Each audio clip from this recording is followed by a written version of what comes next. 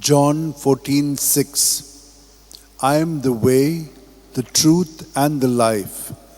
No one can come to the Father but by me. O devoted servant of God, Saint Francis Xavier, your heart was burning with love for Jesus.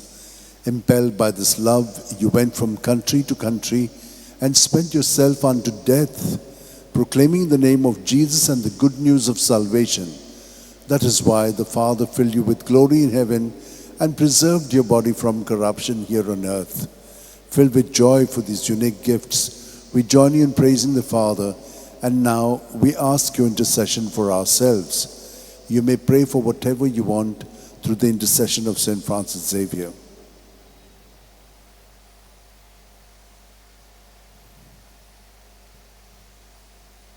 We ask you to obtain for us the fulfillment of these desires, if they are pleasing to the Father. And for everything, together with you, we praise the Father through Jesus in the Spirit. Amen. And may Almighty God bless us, the Father, and the Son, and the Holy Spirit. Amen.